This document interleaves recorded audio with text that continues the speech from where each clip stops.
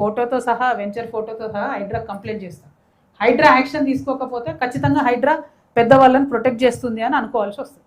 ఎందుకంటే లిటరలీ ఆ తూముని తొలిచి retaining wall కట్టి అందులోకి వెళ్ళి వెంచర్ వేసి ఎంత ధైర్యం ఉండాలి వెంచర్ వేయడానికి, చెరువును అట్లా తీసుకోవడానికి. సో డెఫినెట్గా దీని మీద హైడ్రా చర్యలు తీసుకోవాలని చెప్పి నేను కోరుతా ఉన్నాను. అదేవిధంగా మన కూకట్పల్లి వై జంక్షన్లో భయంకరమైన ట్రాఫిక్. మేము ఇలా రాంగా పోంగా ప్రోగ్రామ్ కూడా అర్ధగంట ఆగినాం. ఇక జేఎన్టీ దగ్గర అయితే పరిస్థితి మరీ దారుణం. జేఎన్టీయూ టు ప్రగతి నగర్ పోయేది ఇక ఎట్లయిపోయిందంటే, మేము ఒకప్పుడు బాచ్పల్లి ఇంజనీరింగ్ చేసినప్పుడైతే లారీలు ఎక్కిపోయేది, బస్సు కూడా పోకపోతుండే అటు సైడ్. ఇప్పుడు పరిస్థితి ఏంది అని అంటే అసలు అక్కడి నుంచి మొదలు పెడితే హైటెక్ సిటీ దాకా వేల వెహికల్లు, వేల మంది ట్రావెల్, చాలా చాలా ఎక్కువ స్ట్రెస్ ఉంది. పైగా మధ్యలో జేఎన్టీ ఉంది. జేఎన్టీ పిల్లలు కూడా 2-3 ఈ మధ్య యాక్సిడెంట్ అయింది. జేఎన్టీ కాలేజ్కి ఏంటంటే పరిస్థితి అయితే మెట్రో సౌకర్యంగా లేదు, అయితే బస్ స్టాండ్ సౌకర్యంగా లేదు.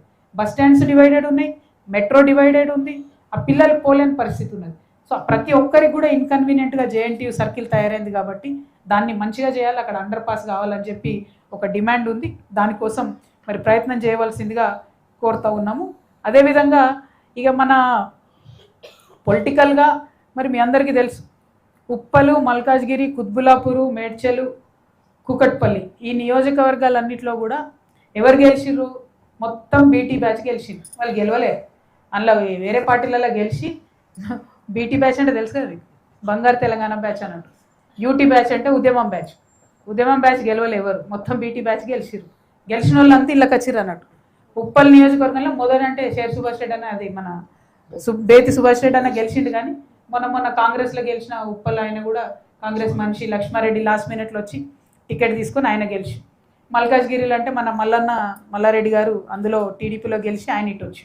కుత్బులాపూర్లో వివేక్ గారు కూడా టీడీపీలో గెలిచి ఆయన ఇటే వచ్చి. మేడ్చల్లో కూడా same situation, Kukatpally same situation.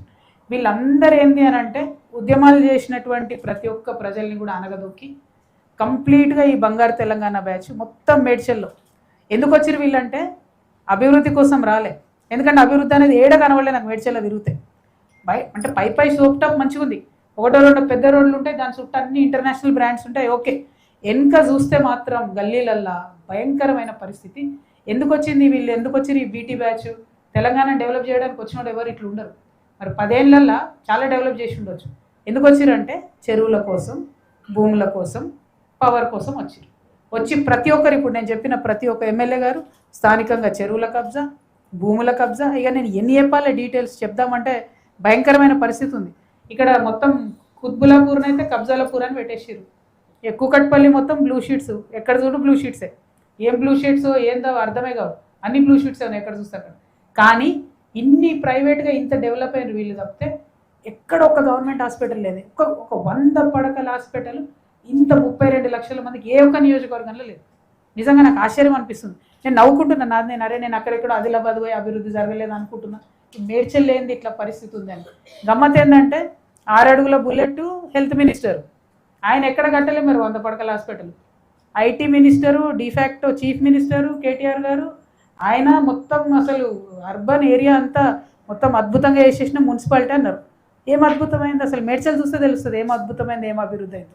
ప్రజలకు మాత్రం లాభం కాలే. అక్కడనో 1-2 సీసీ రోడ్లు వేసారు, కానీ అన్ని సేమ్ ప్రాబ్లమ్స్, రిజిస్ట్రేషన్స్ ప్రాబ్లమ్స్ అట్లే ఉన్నాయి, నల్లా ప్రాబ్లమ్స్ అట్లనే ఉన్నాయి, నాలా ప్రాబ్లమ్స్ అట్లనే ఉన్నాయి.